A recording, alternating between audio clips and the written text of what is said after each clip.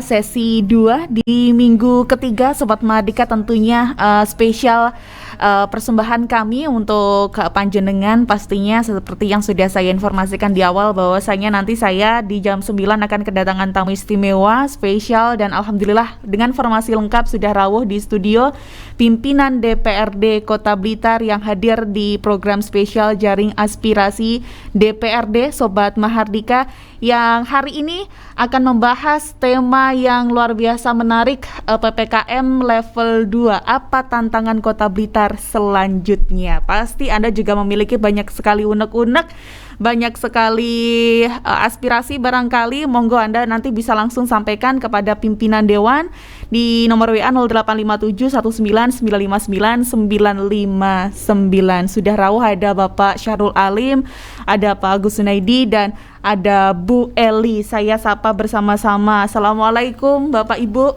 Waalaikumsalam warahmatullahi wabarakatuh. Alhamdulillah, kabar baik ya? Alhamdulillah. Kita nggak ketemu berapa bulan ya Pak ya di forum ini? Hampir 1 bulan kayaknya. Ya. 1 bulan lebih. Tapi alhamdulillah nggak ada yang berubah ya, tetap dengan pesonanya masing-masing. Alhamdulillah.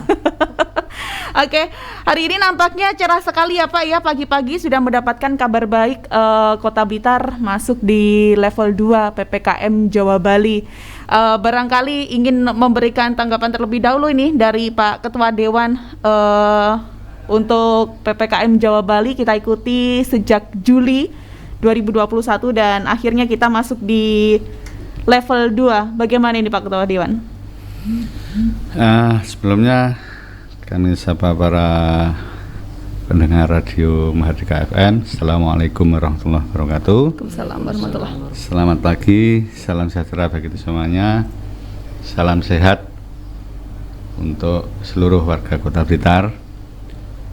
Alhamdulillah Kota Blitar saat ini sudah memasuki level 2 dengan perjuangan penuh dari teman-teman baik itu Satgas, rumah sakit, tenaga kesehatan, dan seluruh warga Kota Blitar. Akhirnya Kota Blitar saat ini bisa memasuki level 2 ya. Memang kalau kita melihat jumlah kasus yang ada di Blitar itu tidak banyak kalau dibandingkan dengan daerah-daerah lain. Sehingga kalau kita hanya melihat dari jumlah kasus terkonfirmasi ataupun yang meninggal, seandainya hanya itu tolak ukurnya, mungkin kita levelnya 1 malahan ya. Cuma karena tataran pengukuran level itu ada berbagai kriteria sehingga kita masih baru saja atau terakhir barangkali di Jawa Timur yang masuk level 2. Ya, antara lain yang kita waktu itu agak kesulitan, informasi dari Dinas Kesehatan adalah ketika pelacakan ada yang confirm, tentunya sesuai aturan yang ada adalah minimal ada 15 kontak erat yang harus ikut di tracing. Namun ketika mencari 15 itu agak sulit, sehingga harus berhari-hari melacaknya, dan alhamdulillah saat ini kita sudah bisa memasuki level 2. Saya acungi jempol untuk tim Satgas, TNI, Polri yang gigih setiap hari siang malam bekerja tiada henti, tetap semangat, yang akhirnya Kota Blitar bisa menembus level 2 ini. Pak Agus ini barangkali juga bisa menambahkan terkait dengan effort yang dilakukan pemerintah kota bersama dengan Satgas untuk menurunkan angka kasus. Bahkan di Sabtu Minggu kemarin 0 Pak, kemarin hanya 1 kasus konfirmasi. Terima kasih. Assalamualaikum warahmatullahi wabarakatuh. Waalaikumsalam warahmatullahi wabarakatuh. Ya, tentunya memang sudah sampaikan Pak Ketua tadi bahwa ini adalah perjuangan yang penuh dengan itu berat ya. Lika-likunya banyak ya Pak. Seperti itu. Bahkan dengan level 2 sekarang ini tentunya ini juga harus disambut oleh masyarakat dengan tetap menjaga progres dan sebagainya. Saya melihat turunnya menjadi level 2 ini masih ada beberapa di masyarakat ini masih kurang disiplin dalam menjalankan progres. Sekarang kan ada beberapa pengajian-pengajian, tahlilan, yasinan, itu ada beberapa yang sudah dimulai. Ya mungkin tetap menjaga progres yang sudah ditetapkan oleh Dinas Kesehatan seperti itu, agar ini untuk mengantisipasi kabarnya nanti kalau kita ini tidak hati-hati untuk gelombang ketiganya untuk di bulan Desember ya, itu nanti kan sangat-sangat diwaspadai, sangat bahaya kalau situ. Jadi jangan terlena dengan nanti masyarakat level 2 wis bebas ini pakai masker dan sebagainya seperti itu. Jangan sampai seperti itu dilakukan oleh masyarakat. Tetap disiplin, prokes ini diterapkan. Ini kan saya masih beberapa yang melihat di masyarakat ini masih kurang disiplin ketika mengadakan perkumpulan, mengadakan kerumunan seperti itu, tanpa masker, tanpa hand sanitizer dan sebagainya. Ada masker tapi nggak dipakai, dan seperti itu. Jangan sampai seperti itu. Karena supaya kegiatan berjualan, kegiatan masyarakat yang lain, terutama kaitan dengan ekonomi, tetap supaya cepat terlaksana dan menjadi normal kembali gitu. Artinya memang harus tetap waspada, karena kalau kita belajar dari pengalaman sebelumnya di tahun 2020 ya Pak ya, Desember di minggu-minggu terakhir sempat terjadi lonjakan, dan jangan sampai itu terjadi lagi seperti itu ya Pak ya. Oke, Bu Eli barangkali ingin melengkapi Bu, menyambut PPKM level 2, baiknya masyarakat ini seperti apa untuk tetap menahan diri seperti itu. Assalamualaikum warahmatullahi wabarakatuh. Waalaikumsalam warahmatullahi. Mungkin hampir sama dengan beliau ini, terutama alhamdulillah ya Mbak ya, udah level 2, tapi yaitu jangan sampai lengah masyarakat dengan terutama anak-anak muda di warung kopi itu. Tiap malam kelihatannya tetap udah menjadi lifestyle sepertinya ngopi ya Bu ya. Yang penting masyarakat harus memenuhi prokes. Artinya jangan sampai terlalu euforia, sampai lupa segalanya, akhirnya nanti ada lonjakan lagi ya Bu ya. Dan level 2 ini memang banyak dinanti-nantikan masyarakat karena merasa selama PPKM Jawa Bali Juli lalu hingga sekarang ada banyak sekali pembatasan-pembatasan yang dilakukan. Di momentum level 2 ini Pak Ketua Dewan, memang sudah sewajarnya ya ada beberapa kebijakan di lini sektor yang kemudian disesuaikan atau dilonggarkan. Ya, betul. Jadi sudah wajar atau sudah seharusnya bisa dimulai kegiatan-kegiatan masyarakat, khususnya yang dalam bidang ekonomi. Misalkan salah satunya Pak Makam Bung Karno, jadi sektor pariwisata. Mungkin Pak Makam Bung Karno itu sudah bisa untuk mulai dibuka dengan prokes ketat. Jadi juga di tempat-tempat yang lain, misalkan Blitos dan lain sebagainya, mungkin juga sudah bisa dimulai buka lebih malam lagi. Saya kira itu sudah diperlukan lagi, dimana ketika PPKM darurat ini berapa lama itu? 1 bulan lebih ya, hampir 2 bulan MBK tutup, dan itu sangat berpengaruh bagi warga sekitar, khususnya para pedagang, abang becak dan lain sebagainya. Namun itu yang perlu diperhatikan ketika nanti itu sudah mulai dibuka, ketika masih percobaan, itu tolong benar-benar diperhatikan. Sehingga untuk membuka lebih lebar lagi lah istilahnya ya, itu supaya pemerintah itu tatak. Kalau diuji coba saja nanti sudah banyak pelanggaran, tentunya pemerintah juga tidak akan berani untuk membuka lebih luas lagi. Itu tidak lepas dari peran serta seluruh pelaku di MBK, baik itu dari abang becak, dari para pedagang dan sebagainya, untuk ikut istilahnya mengingatkan kepada para pengunjung ketika misalkan posisi berjalan ke arah makam Bung Karno ataupun rebutan becak ya misalkan itu ya gerombolan dan lain sebagainya, ataupun juga kalau ada yang sedang tidak memakai masker untuk diingatkan bisa memakai masker, karena memang yang paling mudah sebenarnya pencegahan ini adalah memakai masker. Oke. Itu jadi tolok ukur awal adalah memakai masker, baru ke yang lainnya. Kalau cuci tangan dan sebagainya kan sudah berikutnya ya. Begitu sekali cuci kan sudah tidak kelihatan. Tapi kalau masker kan nampak sekali. Orang tidak mau memakai masker sudah kelihatan langsung maskernya tidak ada kan begitu. Ya. Nggak, mungkin itu.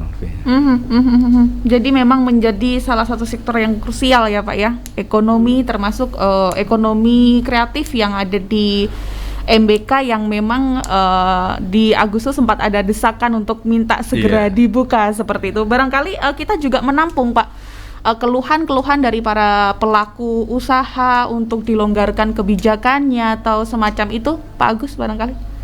Ya sebenarnya kan kita beberapa kali kita sampaikan, kita diskusikan, kita bicarakan kan, ini kembali kepada masing-masing, pertama pengusahanya, juga apa itu customernya, karena apa seperti apa itu warung-warung kopi atau kafe-kafe yang sekarang rawame kan itu segmennya anak muda. Karena apa? Pertama anak-anak sekolah juga masih belum banyak kegiatan belajar tatap muka. Kedua, mahasiswa juga masih di sini. Akhirnya tidak ke apa yang kuliah di kota lain kan masih di sini semua, sehingga dia nggak ada kegiatan dan juga ngumpul di sini. Makanya itu perlu kesadaran dan perlu kerjasama antara pengusahanya sama customernya yang datang itu diingatkan, kapasitasnya juga dibatasi. Kelihatan kalau kita lewat itu di kafe-kafe itu kan mesti motor itu bawahnya berjejer gitu. Ya mungkin seimbang dengan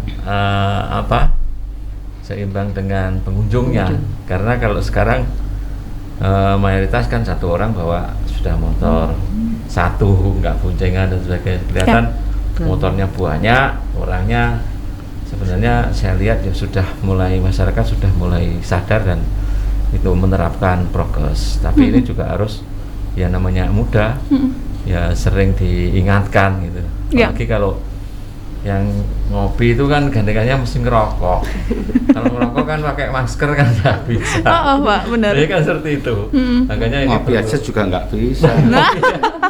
Harus dibuka. Jadi ngopi buka nanti.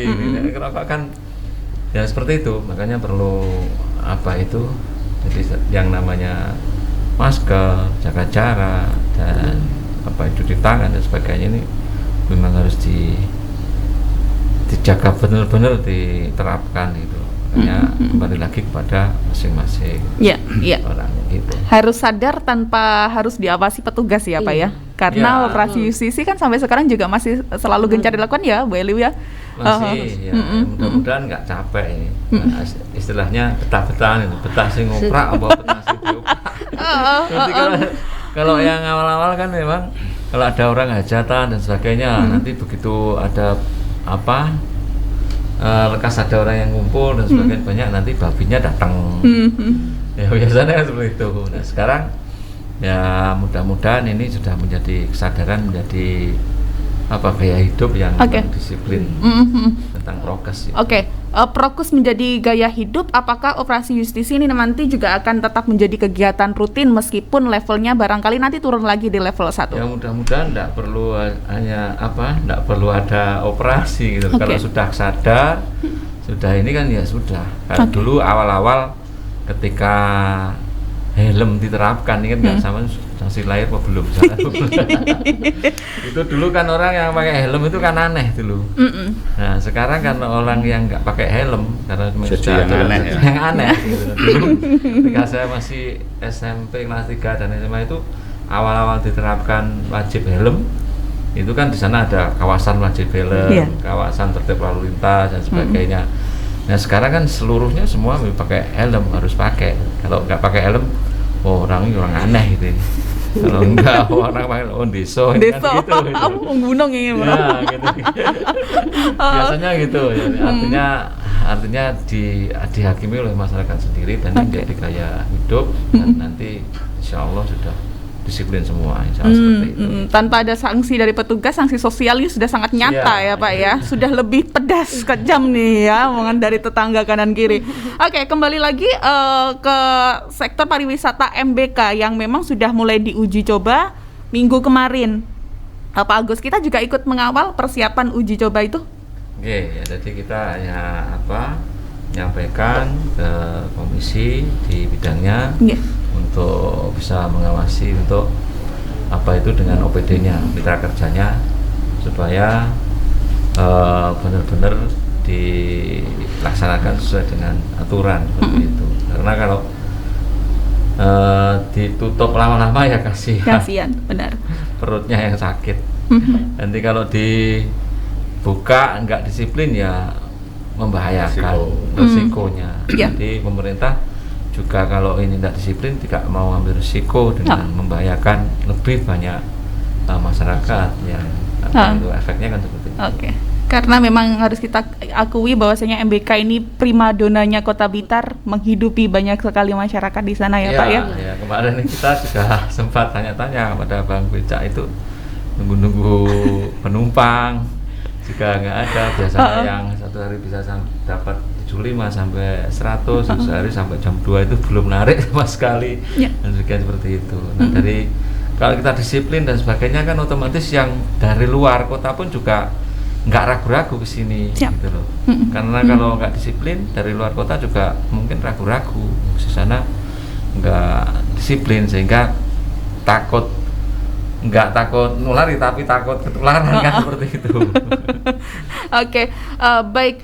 Kemarin dari Disparbud itu sudah menyiapkan beberapa langkah Pak, termasuk membentuk 5 satlak untuk mengawasi protokol kesehatan dari PIPP sampai di sana, dari pedagang asongan juga dilakukan seperti itu. Barangkali saya beralih ke Pak Ketua Dewan dulu ya.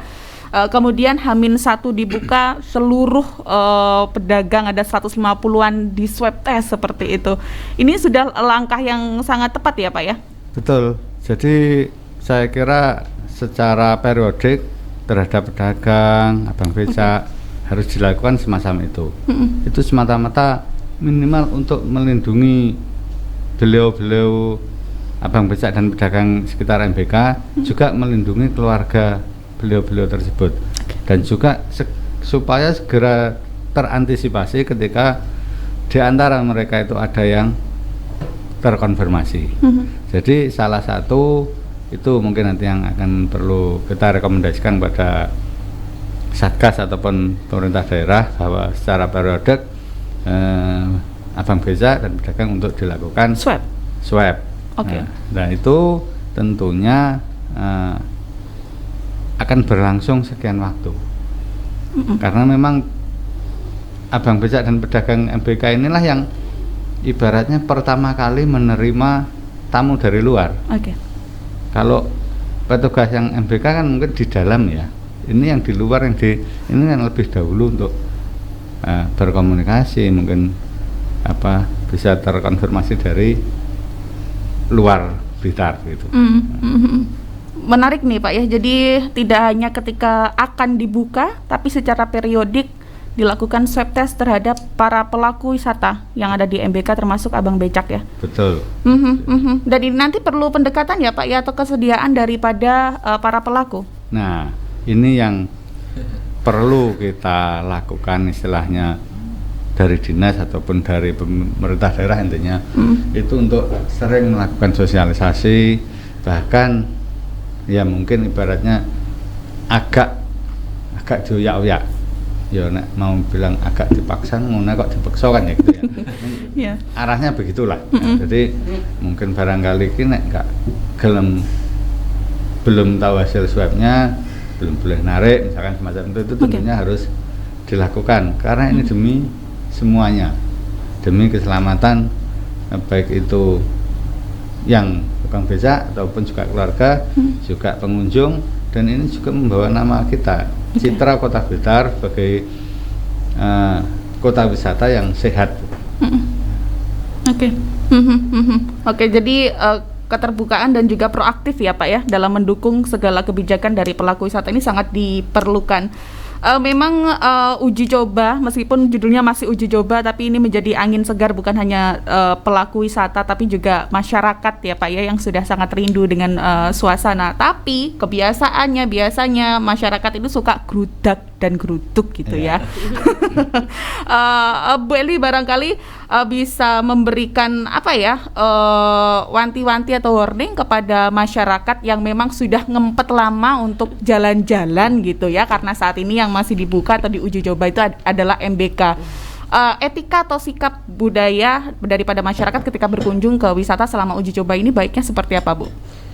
Ya tentunya nomor satu tetap prokes itu ya Mbak ya. Oke. Tapi itu tadi yang diatur oleh Bapak Ketua, terutama di waktu abang becak itu, mesti gerombol itu toh, mesti dekat-dekat sama pengunjung.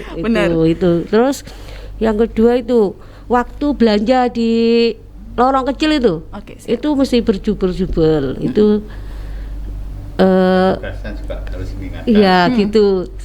Kemungkinan bisa diperketat lagi nggih Pak nggih. Gitu. Jadi nggak boleh ada kata sungkan ya Pak ya dari pedagang. Biasanya begini, ya masa ada orang mau beli saya opya-opya untuk agak jaga jarak. Kadang sungkan, nanti daripada saya nggak dapat uang, udah nggak apa-apa deh kayak gitu. Betul. Jadi mungkin yang mengingatkan barangkali tidak harus pedagang, karena pedagang sendiri kan ya seperti tadi ya. Kok ada orang ngumpul kok dari tuan rumah sendiri yang ngopiak misalkan gitu.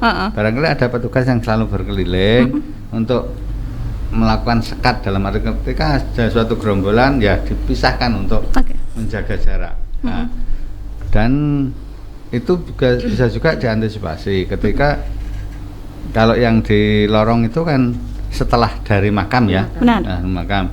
Tentunya yang masuk pun juga harus dibatasi. Makanya kalau saat ini perlu kita pakai yang itu peduli lindungi itu kan bisa ngukur jumlah yang ada di dalam. Ketika yang ada di dalam taruhlah misalkan 100, sekian waktu yang akan keluar kan juga 100.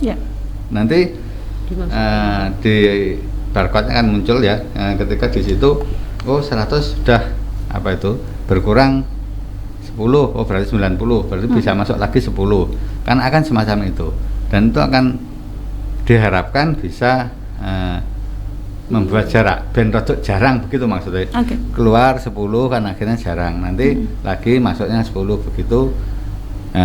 Diharapkan tidak terlalu berdesakan, dan tentunya semua kembali kepada kesadaran baik itu pengunjung maupun para pelaku di MBK.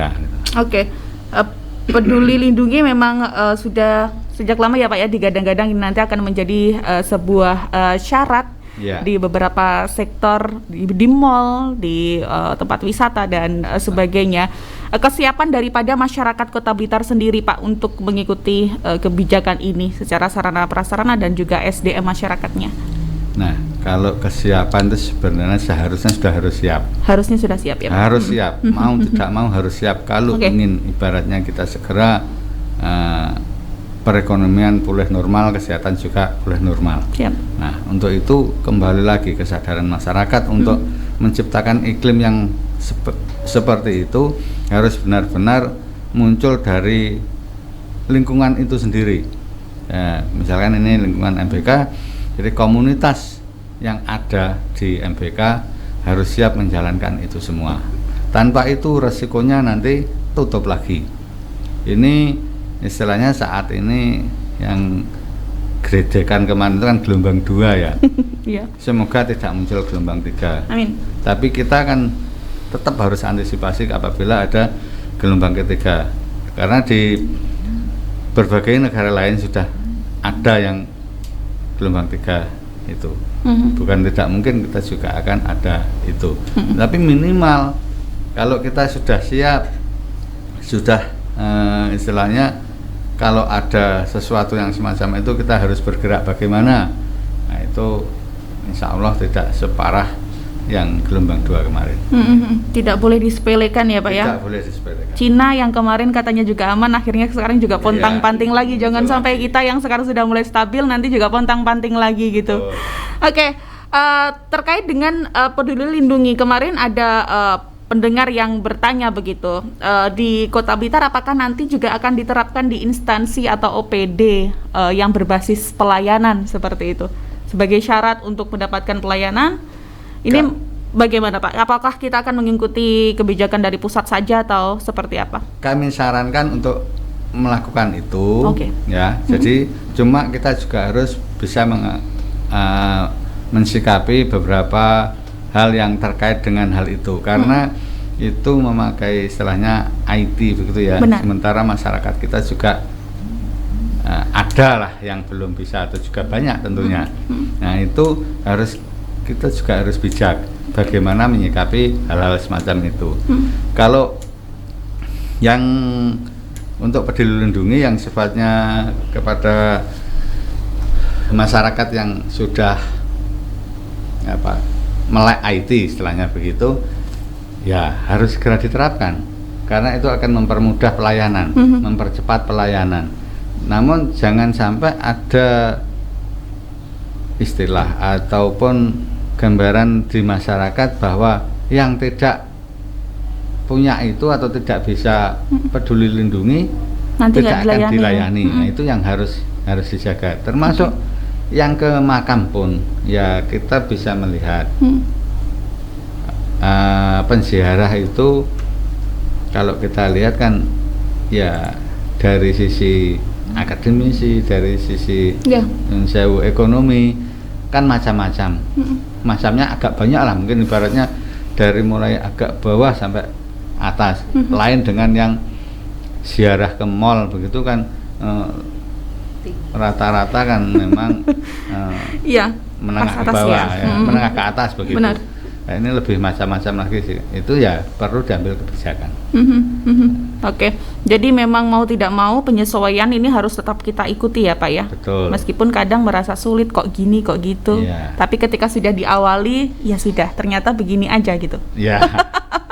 Oke, dari pariwisata saya coba beralih ke sektor pendidikan yang juga sudah mulai dilonggarkan. PTM sudah dimulai sepekan lebih, PAUD hingga SMA ada puluhan lembaga Pak yang sekarang sudah memulai PTM secara terbatas dan bertahap.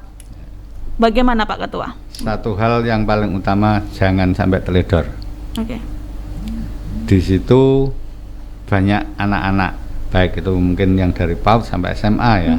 Ya kalau SMP SMA bukan anak lagi ya tentunya. Remaja Pak ya. Remaja di situ mereka lama tidak ketemu dengan temannya.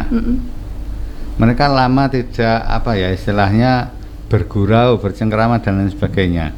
Nah, itu harus diwaspadai. Kalau di lingkungan sekolah tentunya Bapak Ibu guru ataupun mungkin satpamnya atau siapapun harus sering mengingatkan ketika mereka bergerombol, ketika ya mungkin berbincang-bincang dan lain sebagainya. Meskipun di situ jamnya sedikit ya, intinya tidak ada jam istirahat. Benar, 2 jam saja per hari Pak. Iya, dan rata-rata datangnya sudah mepet. Tapi ketika pulang mungkin menunggu jemputan dan sebagainya kan tetap ya karena kangen karo koncone bareng dan ya sambil nunggu orang tua yang menjemput akhirnya tetap nah di situ peran pihak sekolah khususnya utamanya dalam pemakaian masker harus sering diingatkan. Nah, dan juga harus tanggap bagi pihak sekolah ketika ada anak didiknya yang mungkin cekrah-cekreh atau gimana, itu harus segera tanggap untuk stop, jangan masuk, atau sering mengingatkan kepada orang tua wali apabila anak-anak yang anak-anak kurang sehat tolong jangan masuk, itu harus sering diingatkan. Nah itu salah satu antisipasi, apalagi gurunya jangan sampai masuk juga ketika tidak sehat itu. Oke.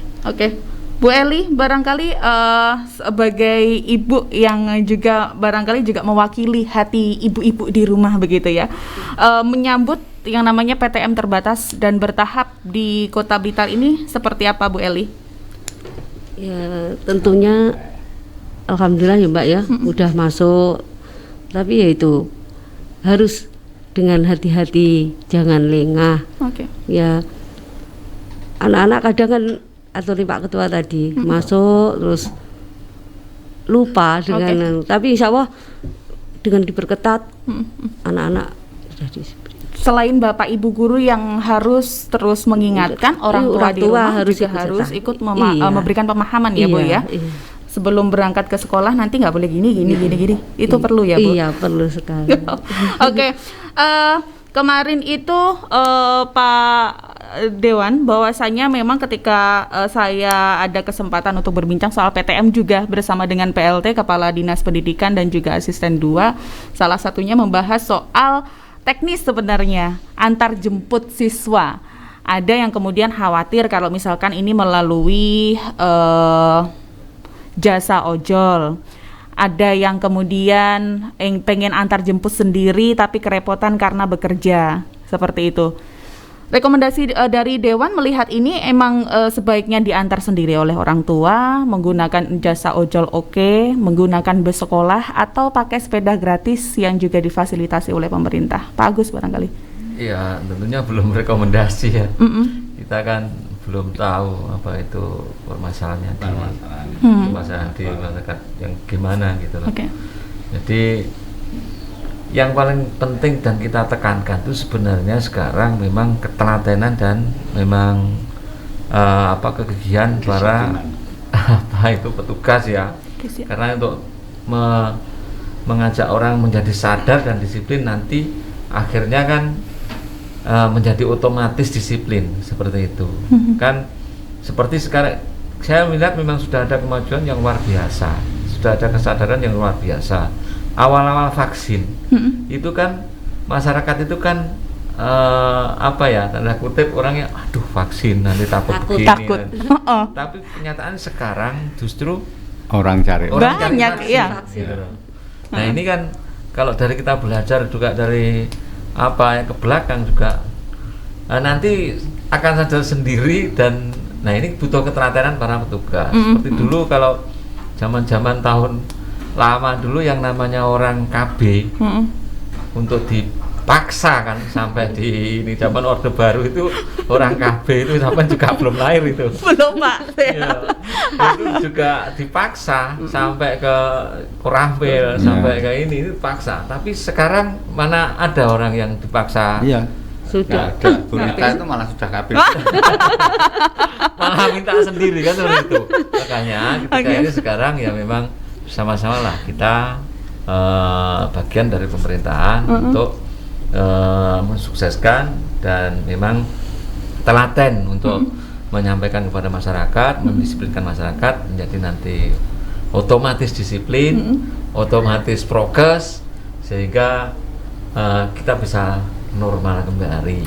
Gitu. Jadi memang dipaksa itu nggak enak ya Pak ya, tapi alurnya begitu, dipaksa dan terbiasa. Masalah rekomendasinya bagaimana gitu. Kalau memang dibutuhkan nanti harus pakai bis lagi ya kita siap kalau kita operasional kita juga sudah mulai jalan juga. Bis itu harus benar-benar istilahnya bisa menjaga kesehatan.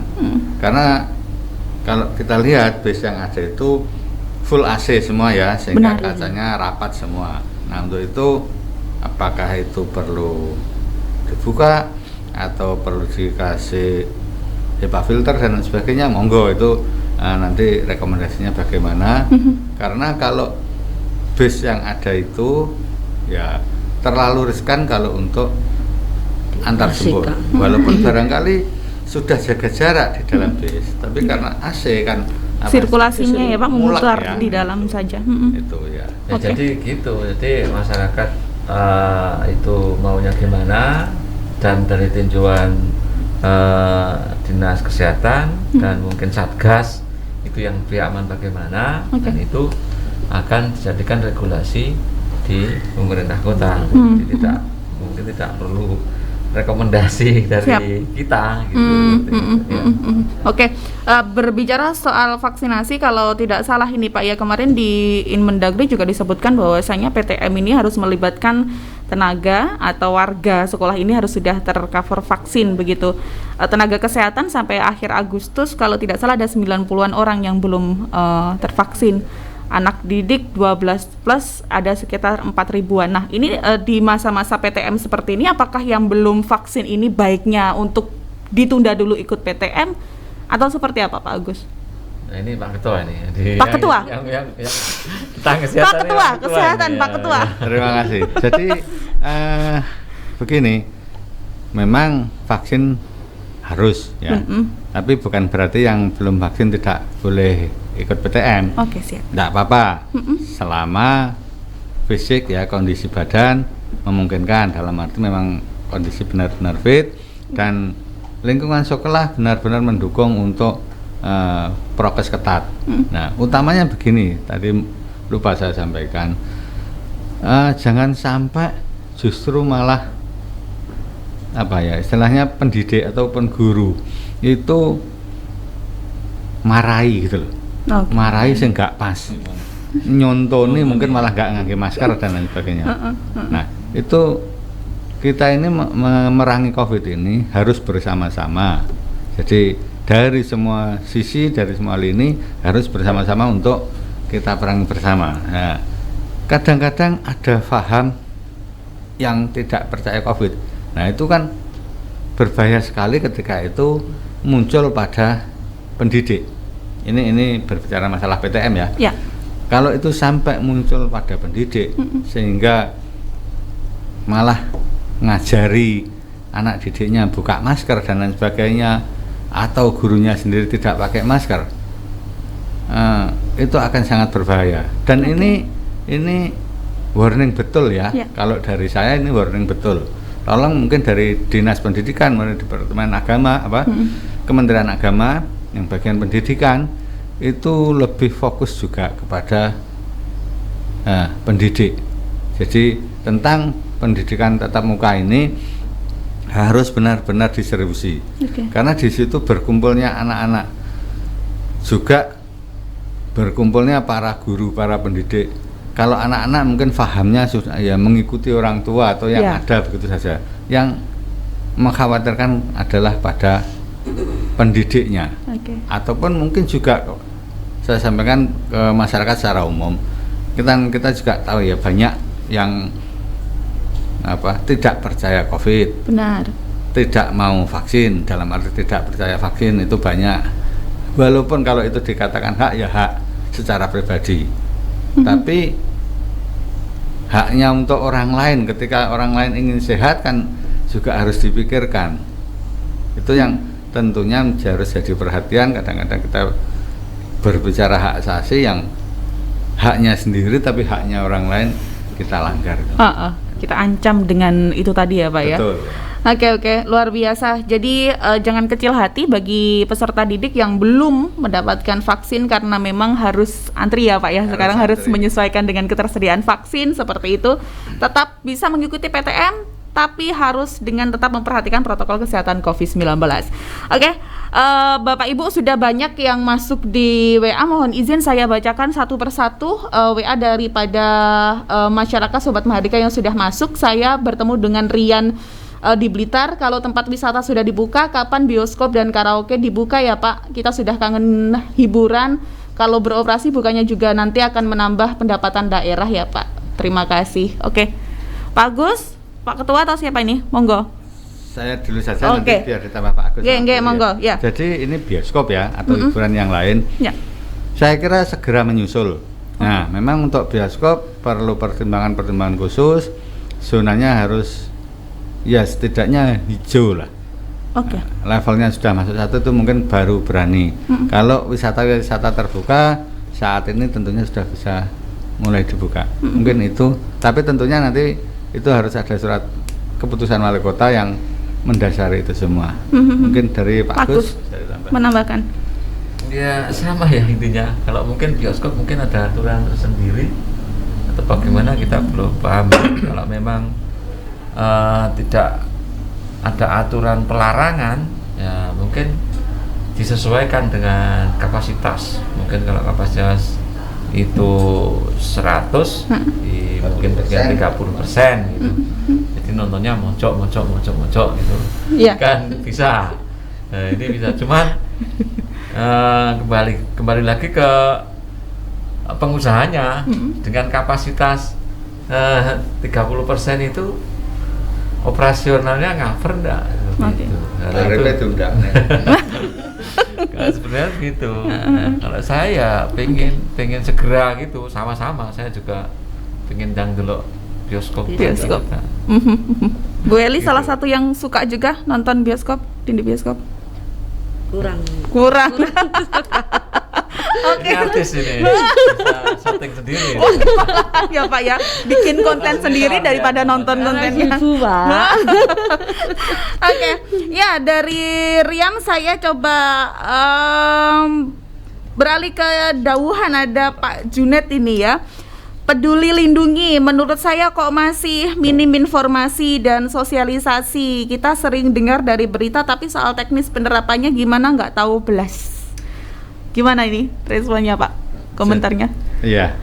Jadi mungkin memang harus ada petugas tersendiri yang melakukan sosialisasi ya. Karena saya sendiri generasinya bisa rada akhir-akhir gini. Agak gaptek begitu. Cuma sekilas begini. Jadi ketika di Peduli Lindungi itu kalau kita sudah vaksin, kita download aplikasinya sesuai dengan vaksin kita dan sebagainya ya. Kalau itu sudah bisa masuk, nanti ketika mau masuk misalkan makam itu barcode kita scan barcode, di situ akan muncul status warna dari vaksin kita ya Pak ya? Iya, enggak, bahwa kita diizinkan masuk. Oke, siap. Karena di situ muncul nanti yang kapasitas makam itu berapa. Oke. Di sana sudah ada berapa gitu. Seperti yang saya sampaikan tadi. Ya. Ketika kapasitasnya 100, di sana 100, di sini di HP kita ini tidak diizinkan. Oke. Nah, begitu sana sudah berkurang 1, baru kita muncul check-in, baru kita bisa check-in. Nanti ketika kita keluar, kita istilahnya tekan check out lagi, sehingga berkurang lagi, yang lainnya bisa masuk. Itu gambaran sekilas itu ya. Nanti kalau download Play Store-nya dan lain sebagainya mungkin yang diawali lain. dari itu ya Pak ya. Kalau cuma membayangkan kadang emang nggak terbayang gitu. Betul. Jadi harus download dulu aplikasinya ya Pak Junet ya. Terima kasih sudah ikut bergabung. Nah ini ada curahan hati emak-emak ini Pak ya, Puanjang. Saya bacakan ya Pak ya. Oke, ada Bu Binti di kelompok siap-siap ya Pak Agus. Apakah kehidupan masyarakat nantinya masih tetap mengacu aturan-aturan pusat? Apa Pemda tidak bisa mengambil keputusan sendiri? Karena yang tahu kondisi real dan lapangan kan pemerintah daerah. Pemerintah pusat tahu apa? Ambil contoh aja Pak. Semua mengakui PTM efektif, prokes ketat dan vaksinasi katanya sudah cukup. Tapi ketika pusat bilang harus daring, akhirnya anak-anak harus kembali ke rumah. Emaknya tambah pusing karena harus ikut sinau dan jadi guru lagi. Mohon pencerahan. Oke. Pak Agus, ini Pak tolong Pak. Ya, spesialis mak-mak. Spesialis mak-mak Bu Binti. Mbak Binti atau Bu Binti ya. Misalnya kan ya negara ini kan dikendalikan oleh pusat ya. Iya, siap. Ya, aturan yang tertinggi itu ya undang-undang. Nanti kita yang paling rendah ini kan mengikuti perda itu. Tentunya kan pusat sendiri juga tidak serta-merta membuat aturan yang sama rata sama ini kan tidak. Ya. Artinya kalau sudah levelnya sekian boleh begini dan begitu. Jadi enggak seperti itu. Jadi pemerintah daerah sendiri dengan otonomi daerah ini juga sudah bisa membuat regulasi yang untuk kepentingan di daerah seperti tentunya tidak bertentangan dan melanggar aturan pusat seperti itu. Karena kalau kita bikin aturan sendiri juga salah ya Pak. Jadi mungkin begini ya, sedikit menambahi tentang Bu Binti tadi. Istilahnya kan kenapa kita kok mau manut ke pusat? Iya. Sebenarnya data yang kita punya, yang ada di kita, itu karena harus terkirim ke pusat. Itu untuk penyeragaman, penentuan ya level, ya zona dan lain sebagainya. Sehingga pusat akan tahu mana-mana titik yang perlu support lebih. Jadi kayak hari ini yang di tracing berapa PCR gitu ya, taruhlah 100, jadinya kan besok. Itu ketika masih tracing saja, masih nyuap saja, belum jadi hasilnya, itu sudah terlapor ke pusat. Besok jadi di antara 100 tadi yang positif 10 misalkan, itu langsung terkirim ke pusat. Dari 10 yang positif tadi kondisinya bagaimana? Yang istilahnya kalau dulu OTG berapa, yang bergejala berapa, bergejala ringan, sedang, berat, itu terlapor ke pusat. Sehingga itu nanti juga akan terlacak ketika barangkali di antara 10 tadi yang 3 gejala berat yang harus masuk rumah sakit. Nah, itu kan terpantau semua. Nah, karena apa kita kok harus menganut pusat? Ini penyakit menular. Menularnya tidak hanya di kota sini saja. Apalagi ini kita kota, ya boleh bilang kota kecil, yang kita kalau dengan Kabupaten Blitar itu kan sudah kayak tidak ada bedanya. Ya apa istilahnya, komunikasinya, ya apa pergaulannya, bahkan ibaratnya kantornya kota ada yang di kabupaten, kantornya kabupaten ada yang di kota dan lain sebagainya. Makanya apa kita nggak bisa buat aturan sendiri, kebijakan sendiri? Ya kebijakan, tapi tidak boleh bertentangan dengan pusat, intinya itu. Dan yang jelas aturan dari pusat juga ada tolok ukurnya ya Pak ya, nggak syukur ya Pak. Betul. Bu Eli mohon diberi semangat Bu Binti. Bu Eli ini kayaknya udah gubumes banget. Ya Bu Binti itu gini ya Mbak ya, sebenarnya ya pengennya ya bebas. Tapi karena situasi kayak gini Mbak, kita harus benar-benar sabar dulu Bu Binti. Yang penting tetap kita nggak bisa membuat aturan sendiri. Gitu, Bu Binti mohon bersabar dan semangat selalu untuk mendampingi anak belajar dari rumah ya. Meskipun PTM sudah dilaksanakan secara terbatas. Ada lagi nih Pak dari Bedogrit, Bu Ningrum. Pak, selama kondisi belum stabil, baiknya bantuan beras tetap diberikan ke masyarakat yang saat ini masih berjuang. Meski hanya 5 kg tapi sangat meringankan beban sehari-hari. Terima kasih Bu Ningrum. Pak Agus lagi, spesialis mama ya. Yang mengharapkan terkait dengan bantuan beras 5 kg beberapa waktu lalu memang gencar kita bagikan ya Pak ya. Ya kita maunya memang begitu. Ya tetap kita berikan support pada masyarakat yang memang benar-benar membutuhkan. Dan terus ada semacam pembaharuan data sehingga tepat sasaran gitu loh. Nanti yang mestinya dibantu nggak terbantu, mestinya sudah nggak menerima tetap menerima gitu loh, tetap itu. Kita tetap. Jadi kalau beras yang 5 kiloan kemarin itu kan dari pusat ya, Kemensos itu. Jadi ya kita berharap selalu ada, namun itu tergantung kondisi pusat sendiri kayak apa. Kemarin kita dapat bantuan 3.000 paket itu kita distribusikan kepada masyarakat. Nah, kalau yang dari kota kan ada raskin itu ya. Rasrada. Rasrada. Ya. Rasrada yang sekali menerima 40 kg Pak ya kita untuk jatah 4 bulan. Betul. Terima kasih Ibu Ningrum ya tadi yang sudah ikut bergabung. Berikutnya ada lagi curahan hati dari Mas Agus ini Pak. Terkait dengan juga bantuan untuk seniman, apakah ada ya Pak? kayak kami yang biasa di teropan, tukang son, terus tukang terop, pripun Pak? Karena selama PPKM blas ndak ada tanggapan dari Mas Agus di Kota Blitar. Namanya sama Pak Agus. Ya. Namanya sama Pak Agus. Iya. Ya, kemarin itu sudah ada bantuan-bantuan semacam itu. Ini kan datanya ngambil dari paguyuban ya. Iya. Datanya ngambil dari paguyuban itu yang mungkin yang pertama itu tahapan pertama. Nanti untuk berikutnya mungkin juga bisa dikoordinasi dan disampaikan melalui dinas yang kemarin membidangi dalam hal itu. Kemarin sempat ada itu, jadi lewat kemarin juga ada komplain kan, ya. Seniman itu dapat, aku nggak dapat. Jadi dia terorganisasi dalam paguyuban pekerja seni, pekerja seni seperti itu. Jadi mengajukan boleh Pak? Iya, nanti di paguyuban itu mengajukan kembali atau bagaimana, selama kita pemerintah masih ada dananya. Itu kan kalau itu dari pemerintah daerah Pak Itu ya, itu dari kita sendiri, dari Kota Blitar, bukan dari pusat. Jadi terima kasih, ini termasuk diingatkan ya.